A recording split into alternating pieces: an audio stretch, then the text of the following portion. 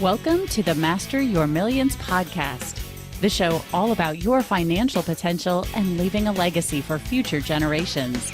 Here are your hosts, Jason and Scott Henderson.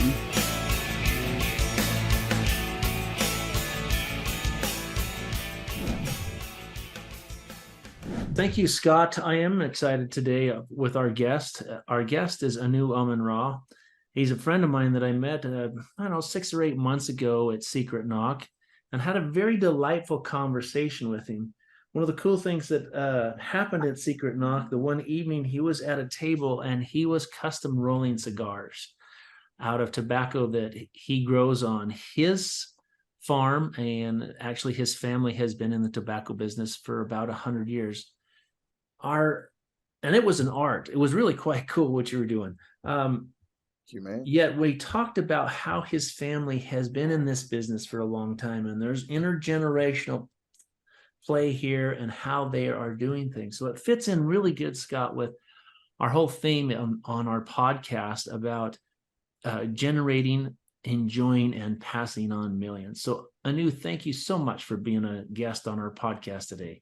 Hey, thank you for having me, my friend. It's good to see your face again. It's been a while. And to see your son again. How you doing, my friend? Good to see you, man. Likewise. So let's talk. This is cool. So when you were growing up, did you have, when did you start thinking that you wanted to go into the family business? Actually, as a child, I, most like everybody else, sounded like growing crop and stuff didn't sound cool. Mississippi is an agricultural state, so it's pretty common for people to kind of do small boutique cattle ranching and eating catfish and stuff. So everybody just kind of wanted to go off to college. For me, I had an ambition as a child to play pro golf, and I was like, hey, I'm just gonna get good enough at golf where I'll be the next Tiger Woods, and I never had to see a farm again. And that's kind of was my thing. I didn't really want to take on the family's business until I figured out going into my 7th year on active duty that if no one took on the business, that essentially all of this work would just kind of fall to the wayside. And at the time, none of the family members that were my age were interested in doing that. Most of everybody kind of went to professional school or, had picked up some kind of other subsequent trade that they liked more over than that. And they didn't want to have to deal with the family politics. So it was probably about 10 years ago where it kind of first came up on my mind. And the family really kind of started pushing it towards me. And since I was the one that kind of started asking questions like, hey, okay, I'm not a kid anymore. How do we go about doing this? How do we handle this? Who do we distribute this stuff to? How do we distribute it? Start looking at old contracts. And it was when I started to see the old contracts that we had signed for many years that was kind of like, yo, this is a really crappy deal. We should probably renegotiate this. And that was kind of my interest. And once I started to do that and figured out how to successfully, negotiate one of my first contracts to kind of change this payout structure, the family was kind of like, yeah, you're gonna have to be the guy to take it over, and it just kind of fell into my lap, and which is great. I'm glad I did. I enjoy it. It's positive work. It's handy work, so I get a chance. Do you still get on the golf course enough? Yes, I still hit them. Okay. That's most important, right? Yeah, I know my days of probably wanting to be Tiger Woods are gone. But I still have a 2 handicap now. I played in high school, played in college, and I wish I would have just stuck with it. But I chose the military, so which I probably would have. It turned out better for me. I'm glad I went. I needed to go, so I was one of those guys who needed to go. But yeah, so about 10 years ago, and I was like, okay, hey, I'm really gonna kind of take this thing serious, and try to preserve the family's legacy. And that's when I started to find out just how they were able to, manage the land and just the people that, kind of moved within the business. So that was pretty cool. So I think I understood before when we talked that there's like an arching familial business that's tobacco and quite a large amount of land, yet you also have something that's kind of your own. Did I understand that correct? That you also have Yeah. something like unique to you? Yes. It is essentially how the businesses was structured. So the family's trust essentially is all of the land and how they wanted it allocated to do certain things on. So most of the land is allocated for just like tobacco use or native. The trust would say like native Mississippian crops, so things that grew in Mississippi pretty naturally and not like transporting things. Our particular thing was tobacco. And then once that they had a certain amount of property on the land that was spliced up, that was able to be handed down by this original 7 breakoffs of the family. So my grandmother was one of the recipients from the original trust.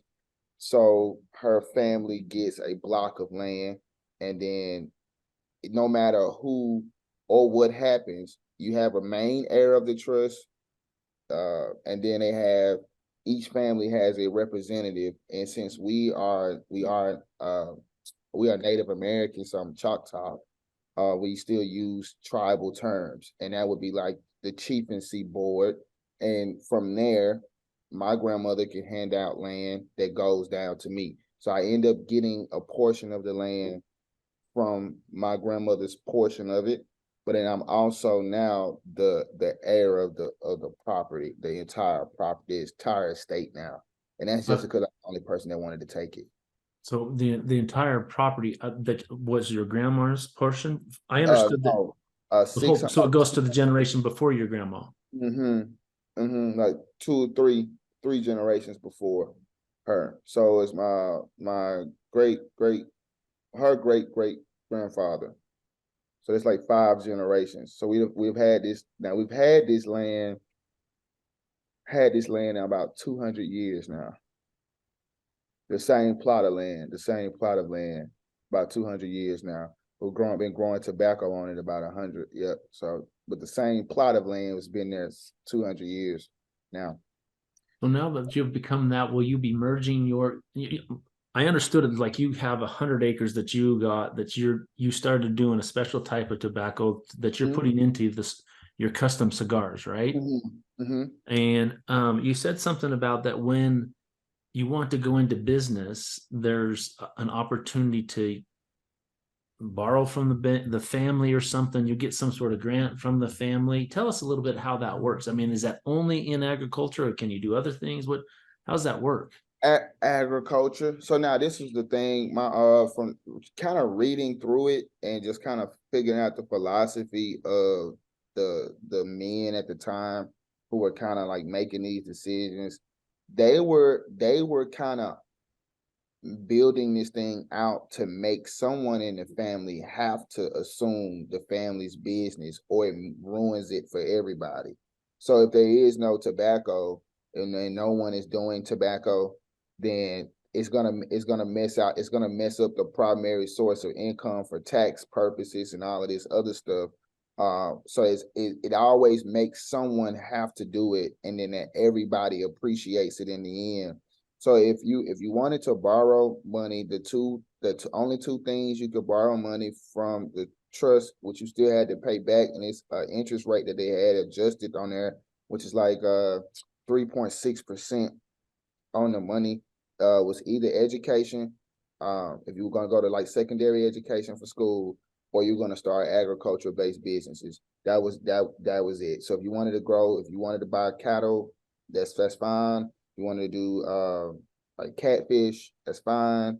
If you wanted to do like dirt, clay, sand, trees, anything that it could be done successfully in Mississippi, absolutely fine. If you wanted to go for educational improvements like primary school, like college or doctorate programs or something, it'll allot money for that. but it wouldn't allow any money like per se just like try a startup program or anything. It wouldn't allow for that, which I'm Right. So let's assume I'm a member of your family. Let me jump in here real quick, Jason. How are you guys deciding who is the main heir? Because it sounds like I've got several questions there. Not only how are you deciding, does the main heir get an extra piece of the income? Does all the income go into the trust? Is it just split equally among all the family members? How does that work?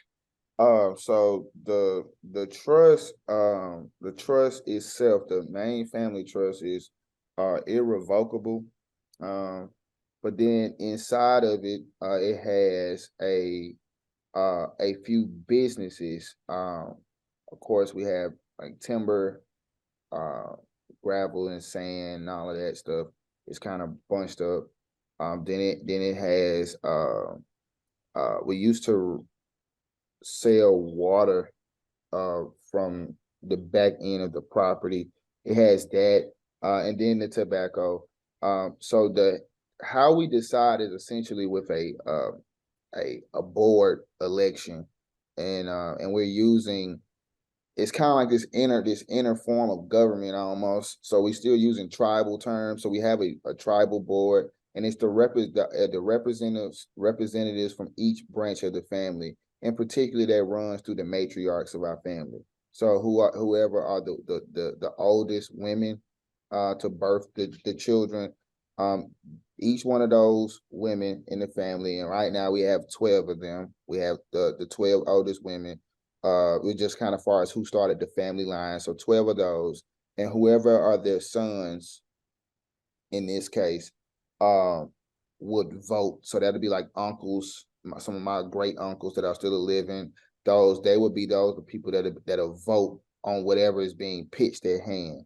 All right, and the rule is their first eligible child is the child that can also represent in proxy for them if they're too old of age.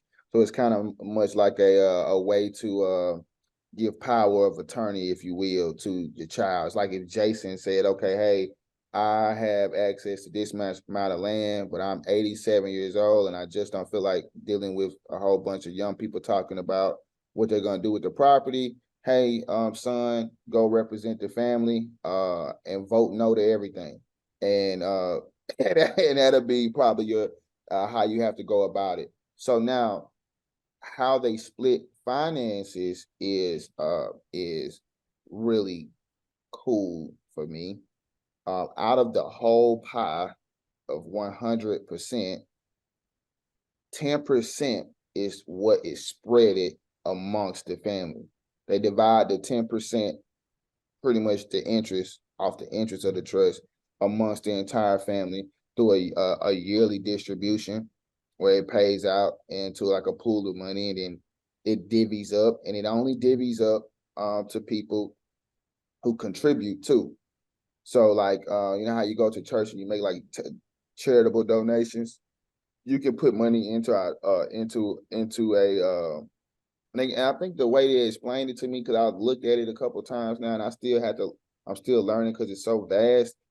There's one holdings company that was placed inside of the trust that allows people to make actual cash contributions to the business, and it kind of like runs like ancillary expenses for things on the land, like land taxes, like just like the taxation on the land, dealing with lobbyists, having like political campaigns, donations and stuff like that to kind of stay around, civic organizations that people can kind of make donations to. But 10% total is what out of the main piece is what the representatives of the family get. And it's not everybody, it's just the representatives from the line. So if it's your father, in this case, your father would get the yearly distribution, and he makes whatever choice he wants to do with the money, back out to all of y'all. So kind of like a dividend, if you will, and we get, and it's not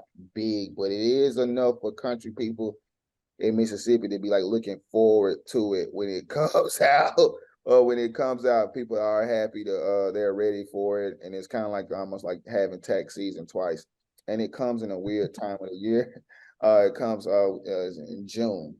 It's like middle of the year. It's not any holidays to remotely spend it on. But then far as the head heir, you get this in a fund, they would call it like a management fee. Mm-hmm. Okay, so all right, so we get a management fee.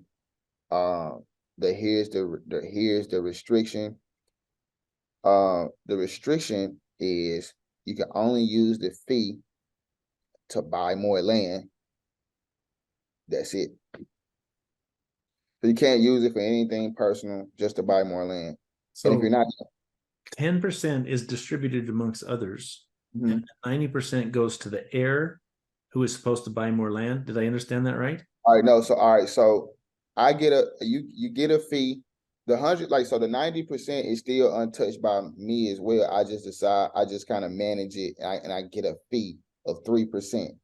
So I get a fee of myself, but that's the fee, I guess, the salary for running the whole thing and managing the whole thing, but I'm not allowed to spend it on personal things. The only thing I can go do with the money is buy more land. And now the crazy question that I had was, once I buy more land, don't I get a chance to keep the land since it's actually my fee for managing it all? It's like, no, you buy the land and you practically are charitably donating land to your family's trust. So no one wants to do the job because the job doesn't give out tangible benefits per se, because even the money you make off of it, you got to buy land with it. And everybody's kind of tired of buying land and not being able to get anything from it other than if you are a recipient of the 10%. And so everybody's kind of cool with being a recipient, but no one wants to run it because they don't get anything for it. And that's typically the point. I'm finding now the irony in the whole situation is that's the point. The point is to make the person who runs it literally want to run it for the longevity of the family and no possible way to gain. It's actually more restrictions on the heir than anything else. You can't, there's no way to get paid from it. Unless you start a business and put it into the trust, which you can do whenever you like. That's what I did. And that's what you did. You took a loan essentially from the trust, purchased a bunch of land, and started your own tobacco operation with that. Now, and then that's what you're using for your personal expenses, like the nice motorcycle behind you. Is that a Harley or what is that? It's my Honda. I got a Honda 918 Hornet. It's like a cafe racer. I like old bikes. But that's where you get your income then from this land that you took a loan from the trust to purchase. And that's where you're going your tobacco and doing your custom cigars with. I think I understood you say that a portion of that business is profit goes back to the trust. Is that correct? 10%. All the time in perpetuity. Yes. Until I accept an equity partner that has a stake above 20%. And then after that, if I don't take an equity partner over 20%, then I'm still obligated to do the 10%. And now in this particular instance, since I've used heir property and acquired new property that has become heir property and got the finances from our trust, I am able to generate capital from the actual land and the trust at this point. So essentially, like we got a bank now. It's pretty much a bank, or that, it's a way you had to go about it, but it's very strict. But it's just not any more stricter than going to the bank. But still I was able to start a business. But now my month, the 10% that I give to the trust also now helps the bigger whole now. So now when everybody else is getting their checks back in June, summer, Christmas, it goes up now based on the P&L on my business and what I've put, that 10% that I put into the company. And then anybody else in the family could do so if they so choose. So like if we had a couple of family members decided to become veterinarians, they started a veterinarian practice, and that's agricultural based because we got cows and, you know, and all kinds of other things like that, where the practice will be paid for by the trust. They will contribute a certain amount of it back to trust. Of course, they will serve as the family's veterinarians. That's the obvious. And then everybody else who's in the family gets some kind of proceeds, which is cool. I think now understanding the language, I guess the formalities of it, sometimes I'm still kind of working through because it is very legalese. It's more legalese than finance. You know, it's like it's so legalese. They kind of came up with every single thing that they thought somebody's jacked up kid can come up to do to blow it all in 20 years. And they figured it all out, and they made it so strenuous to try to screw over that no one tries to screws it over. There is absolutely no incentive, and I'm not trying. It's a beautiful thing. It just doesn't. It's not what someone think will happen when they hit the trust fund route. There is no like it's like, oh, it's a trust fund set up. Oh, we're rich. No, you're not, and the trust is not going to save you.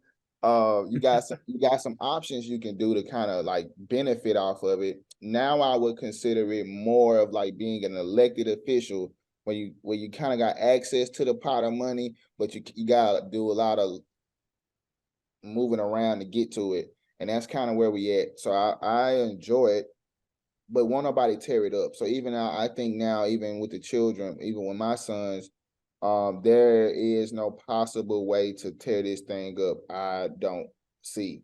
Because everybody always refers right back to the trust. Anytime they think that I'm towing the line, they reel me right back in with the paperwork.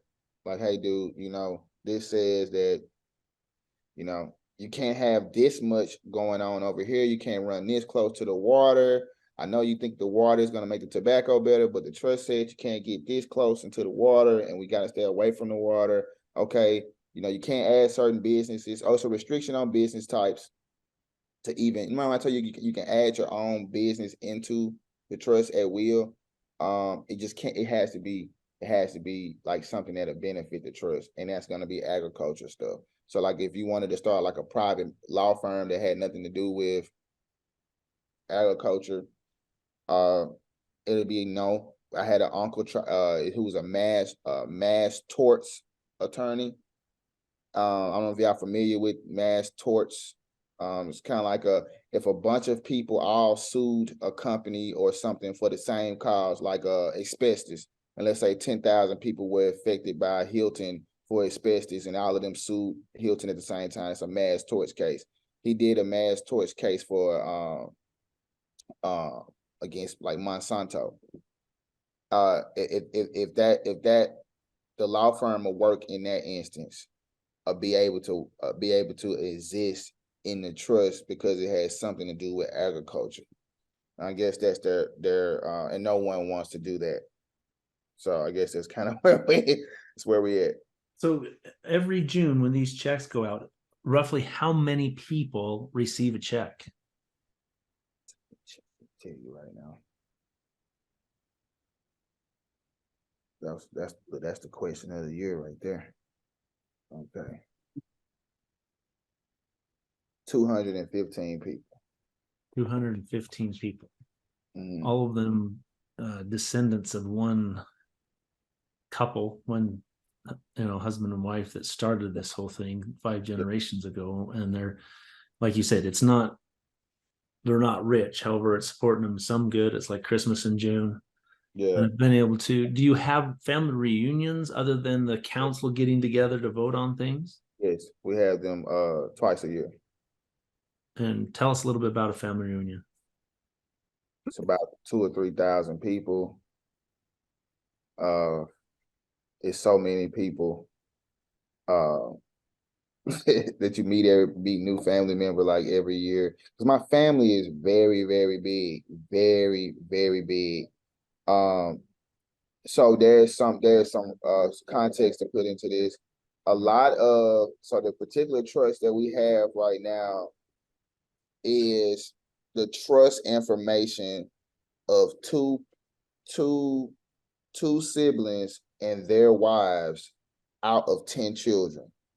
So only all of the people that are from that's in our trust are coming from two brothers and their wives and their children. But the two brothers are 2 of 10 total. So the rest of the family who never started the trust information, essentially, if you look at the Dancing Rabbit Treaty, which is like historical, like Indian treaties, you will find that most of people after this end up going west to like Oklahoma, Chicago, California, or they completely changed their identity, tribal identity, and they didn't claim Indian tribes anymore. And essentially, our side of the family decided that. So when we go to these family reunions, it's essentially us discussing, catching up on current affairs, just finding out what's going on, meeting a lot of the relatives, because everybody has a lot of children. It's big, it's festive, it's really cool. I look forward to them. I just think we're doing too much now. It's like a convention instead of a reunion. And I don't quite like that, but I'm not in charge of that. I'm not in charge of that, but they're pretty cool. About twice a year. They're more like conventions though. Does the trust pay for the family to get together? Or is that on everyone's dime? Oh, that's on the family as a whole. Now for us, that are the benefits of the beneficiaries of the pretty much the 215 families essentially is what that represents, because it's one person and all of their kids. So essentially, Jason, how many children do you have? Just one son? I have 6 kids. Okay, all right. So the 6 children wouldn't be counted in the 215. It'd be Jason, and then how he gets the money, he divides it into his children. Now, the So really, the trust could be benefiting, say, 800 plus. If then there was a husband, wife, and 2 kids. Yes. I mean, 4 times, yeah. So it's 800 plus is really what's being benefited from this trust. Yes. So it's just on the paperwork, as the beneficiaries kind of move around, of people, the representatives of this particular group of people begin to phase out, they appoint the replacement, and it can only be one child. It's not up for and you can't reselect the child once you find out you feel like if you pick your son to do it, then it wouldn't be no replacing him at a later time. It's like it's a for life appointment to the trust, because he goes on the paperwork, and that's it until and then when he gets old and have children, even if he has brothers and sisters, he can elect to pass it to his child, even if his child is a newborn. So one of the 215 people can be a newborn. It can't be a newborn.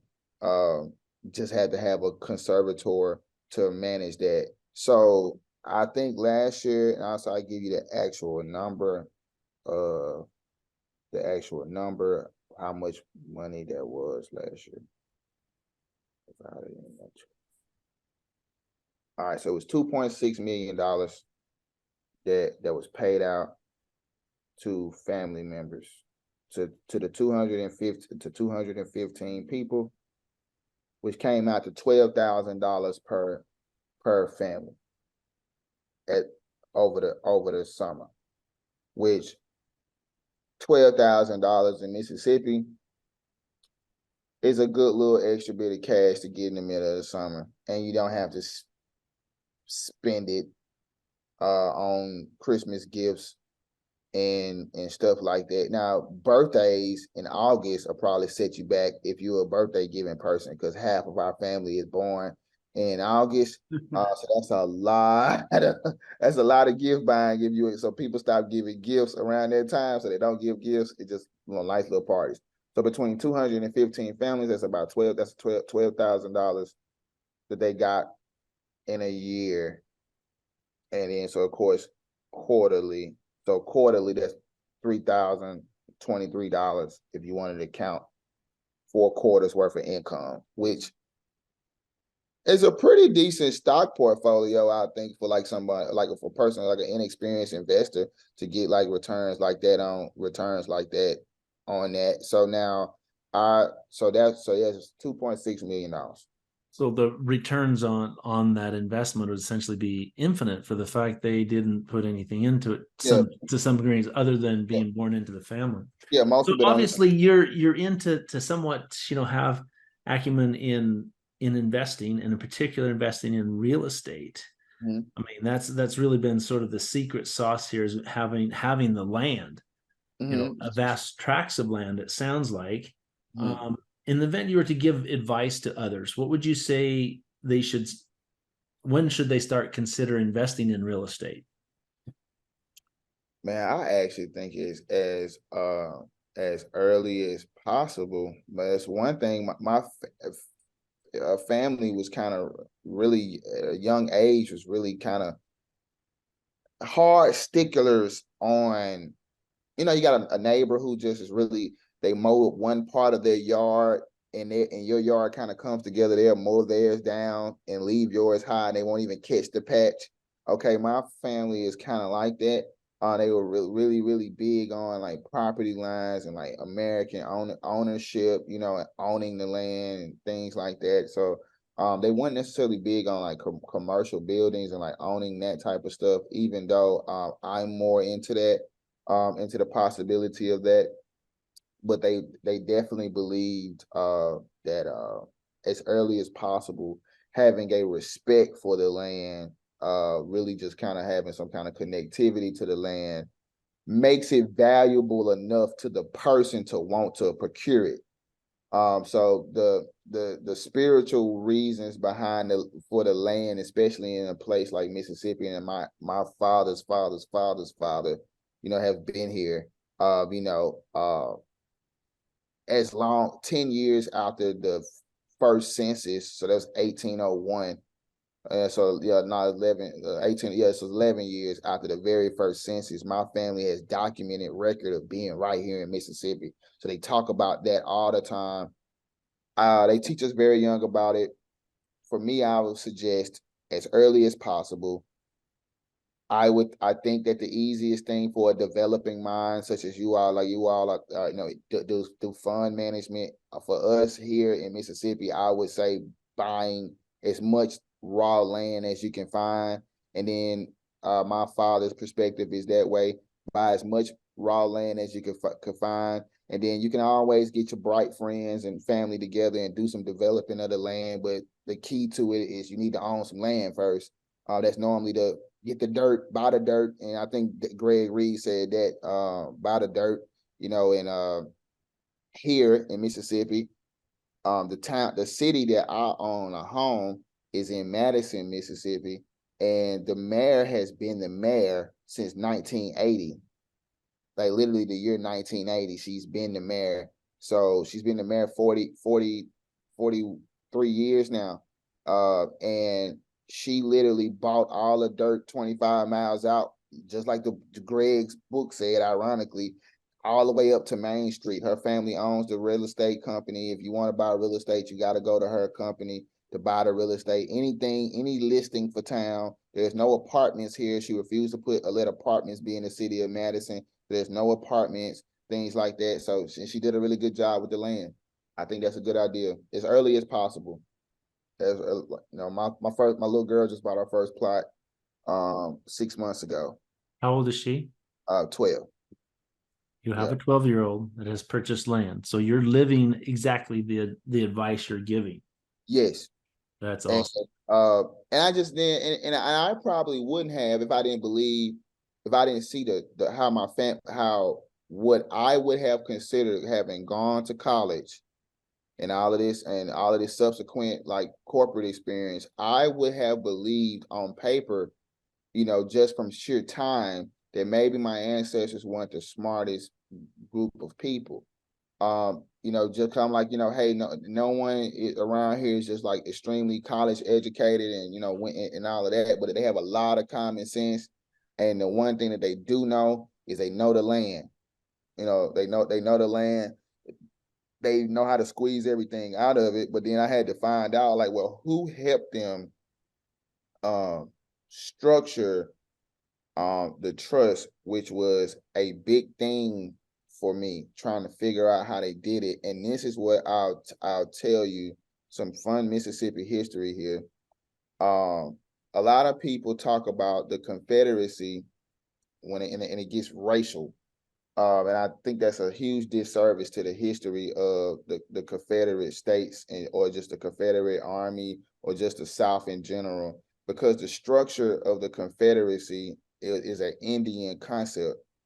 The way that they structured the government to be able to exist solo of the whole overarching government is a structure itself. So essentially, the way that the trust is set up is set up very much like the incorporation of a town or territory, and it just took it into and made it condensed into a family size. So the exact same model, the politics, the rules of order, the voting bodies, the delegates, the heirs, how the heirs get paid, and what their duty is, everything is set up like a town or a small government, and not necessarily just about who will get something, but more of who will put in, how it is managed. It's a lot of checks and balances in there, which I think is something to learn from. And once I really got a chance to see how my ancestors governed community, it made it where the assets, no one would go too far ahead of themselves because it will harm the overall arching greater good of the entire family. So no one would try to do anything, because if you do something wrong, no one gets dividend payments. And if no one gets paid any money, that's gonna probably put you on a chopping block, and somebody's gonna be ready to cut off your head. So everybody kind of just behaves. And I think that's probably it. So I think so I'm teaching the daughter how to buy the land, but teaching her why she's buying it, and what would she plan to do with it, or just having an option to do what she wants with it at some point in time is attractive for me. And that's how I plan things. I love that. I love that. Quick question for you. Have you heard of the infinite banking concept, and what would you say your understanding of it is? I've heard a little bit about it, and you can just correct me if I'm wrong. This is when it has something to do with life insurance and using the life insurance to kind of like essentially start a bank. Correct. Okay. Yeah. I've heard. I'm not familiar with the technical ins and outs of it, but the concept I've heard of once or twice. So a little bit. Okay. That's one of the things we talk a lot about. And it's in particular when life insurance itself is a mechanism to transfer wealth from one generation to the next, right? Land is another great one, because your cost basis, there's a step up in cost basis when one heir goes to the next, right? Mm-hmm. Life insurance, though, allows income tax money to come into existence to help take care of property taxes and estate taxes and everything. Yep. Is that something that your family uses? Do you use a lot of life insurance? I know like the Rockefellers and big name wealthy families do a lot of that. However, your structure is quite a bit different. Do you still use life insurance that way? Yes, everybody's required to have life insurance, but the thing was, at one point in time, I can see like the last 50 years, people use like a lot of term life insurance policies at the time that essentially they're I used to hear this term when I was in an undergraduate. I think Primerica was pretty noted for saying buy term, invest the difference type of thing. So my family was kind of on this this little track at the time where everybody did term life, and then right around the peak of like 85 to 90, a lot of my family started moving into like veritable like whole life policies and stuff. When of course that was like coming off the Reagan administration, so a lot of my family started investing in like Vanguard, which they made a lot of money off of. Because of course we ran right off into the whole industrial, like the big prison complex. the Gulf War had came out, so of course a lot of those companies who were making, jets and stuff. So family did that with the insurance, with the variable insurance, but then they did catch a huge loss right around the WorldCom boom, bust and stuff, so they made some money. Some people that kind of like was able to cash out on that stuff, or move it into home ownership. My aunt and my grandmother were like the mathematicians and economists of our family in the last like 30 years. So they were pretty much the people who talked about this stuff the most. And that'll be my mother's mother. So I got a chance to hear a lot of the economy based things, but insurance was a big part, and more so for personal stuff than the dealing with the trust in itself. The trust has an insurance policy for like land and stuff like that, where if we lost a lot of timber or a lot of cattle died due to whatever, it would reimburse us. I actually had a family member that tried to do this maybe 15 years ago. He got a gambling habit, and he was like, the only way he could get money, was to essentially kill all the cattle or poison the cattle, where we can file an insurance claim.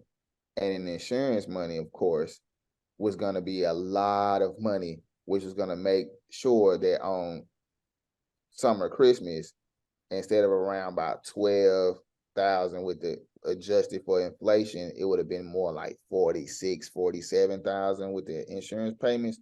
And he's in jail now, but he tried and on insurance, but far as family insurance, more personal stuff. I have a term policy and a whole life policy. I have both. For me, it just made sense to me. I was like, hey, if I do get wealthy enough in 35 years where I don't need life insurance policy, I just don't never think I'll not need life insurance. Because even if I was gonna use the insurance money to pay taxes on the estate, I still think that's a good model. But if I live to be 90 something years old, which is very possible in my family, a 35-year term policy wouldn't do as much justice unless it rolled over. So I got both. And for me, my personal trust, my life insurance policy is to pay the taxes on my estate. Right. Love that. So it's really cool to hear, from someone who's in the thick of things, of a very large family estate that's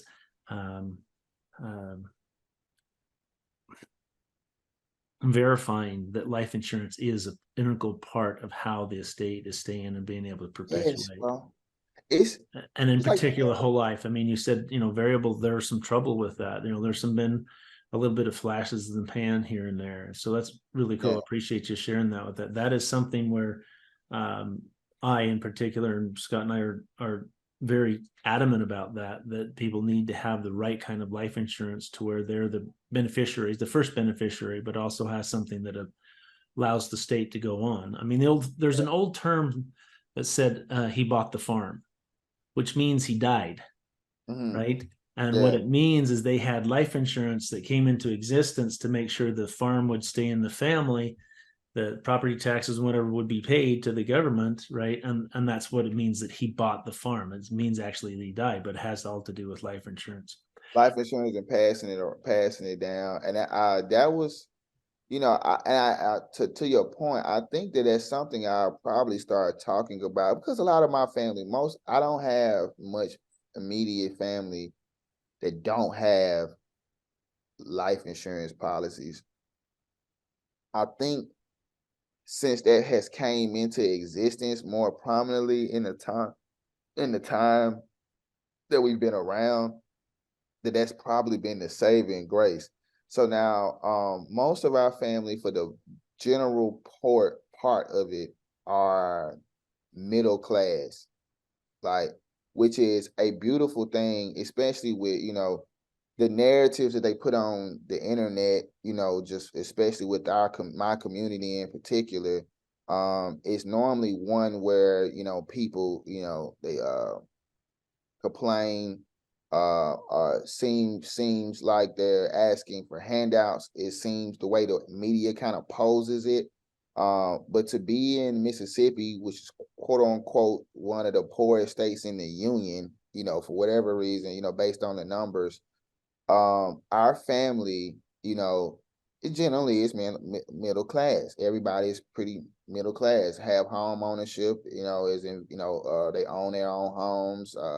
They do have subsequent investments. It may not, they don't got $20 million worth of, of anything, but, enough to, make a good retirement, get some good dividends, lives a pretty modest lifestyle. I will probably say out of my entire family, which is a couple thousand people, I probably would say about 2% will fall below the poverty line.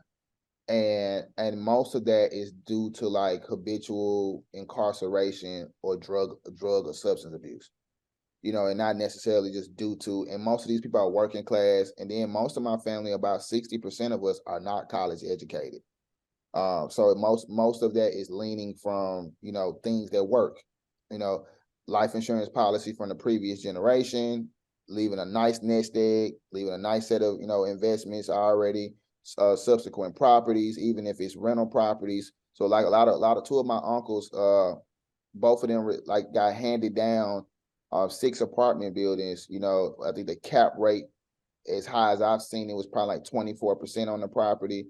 Was 95% occupied, very, very minimal vacancies, long-term tenants with families. So, the last 15 years, I think into the 2008 market crisis, when one of my uncles did like a refinance on it, and it got ugly for him and he ended up losing it. He was the only uncle that lost real estate. The other one literally lives his whole life off of just the real estate.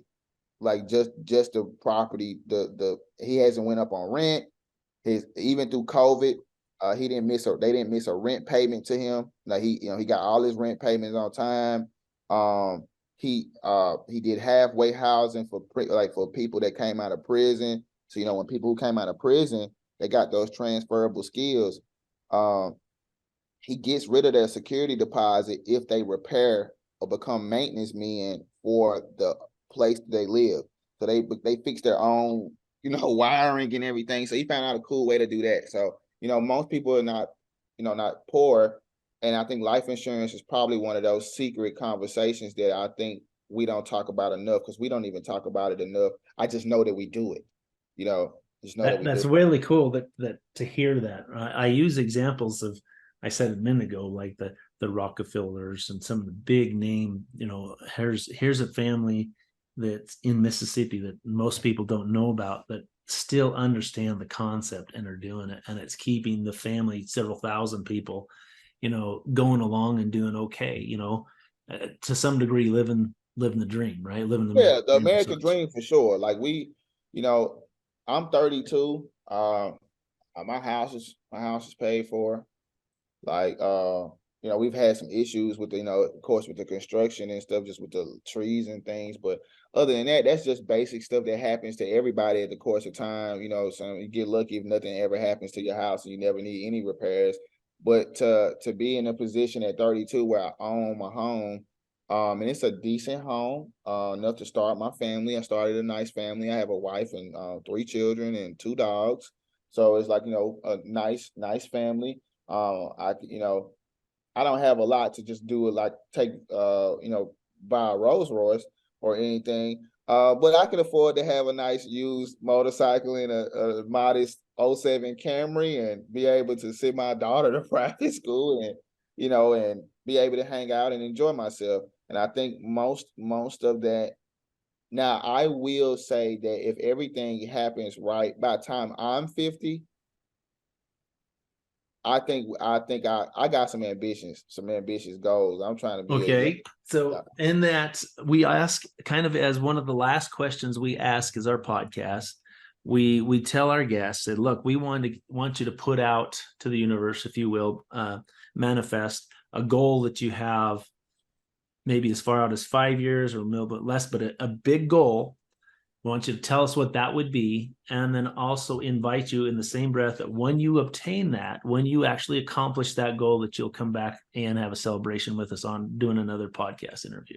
Yes. What would that be, that goal for you? I would want to develop a 1,000-acre plot of land into a small town in Mississippi. I would want to start a small town, but a very modern small town. I would want to kind of bring like an Atlantic City or Park Ave or something to Mississippi. And that's, of course, acquiring the land is probably the easiest thing to do. So that's my ultimate goal. I would like to do that. I believe that Mississippi is, I think, the way of life. Y'all watch Yellowstone? I haven't, no. Oh, you need to watch. If y'all like as much as y'all like real estate and fighting for real estate and in air property and stuff, Yellowstone is the show for y'all. Y'all must watch it. Y'all will absolutely Okay. Yellowstone, the Yellowstones, Yellowstone Dutton family and you can watch it on probably any network now. My ultimate goal is to have a town. Madison, Mississippi, Mayor Hawkins of Mississippi she took over a town for 40 years, and I've watched this town flourish. I'm happy to call this place home. I'm happy to have raised my children here. It's one of the safest places in America. Nothing ever happens here. And she's versed in Mississippi not to have no racism. I mean, it's nothing going on here. Most comfortable place in my life. I want to do the same thing here. I want to build a town. Okay, love that. Well, that's what we'll hold you to then. Occasionally we'll ask you, how's your dream come along? Have you purchased that? You said 1,000 acres is what you want. 1,000 acres. Okay. You can probably get that for about $3 million here. Okay. It's perfect. That's pretty cheap land. Yeah, it's cheap. It's cheap. However, you could turn around and in an event you were to start a city, and you could bring in some anchor, businesses to that. I like that business model. There could be some serious upside with that. Scott, do you have any parting thoughts as we conclude our podcast? We're so grateful that you'd be a part of it. What do you say, Scott? No, I just really appreciate the insights that you've given. A lot of people have a hard time these days thinking past the end of their nose, and it's nice to connect with someone who is thinking generationally. Yeah, and so, really appreciate you. As I learn more about how to deal with the politics of it all and just really kind of understanding, it's probably going to take me to have to go to law school or something to really just kind of understand like all of the depths of this thing. But so far, kudos to my family for being able to, think of something with community and love surrounding it and being able to afford us, a modest, lifestyle. And, even though they are long gone, I appreciate that. And my life trajectory would have been drastically different if it wasn't for it. And I'm grateful for it. And it's inspired me to do it for my kids too. So, and that's the difference that we like to see. So I'm grateful for it.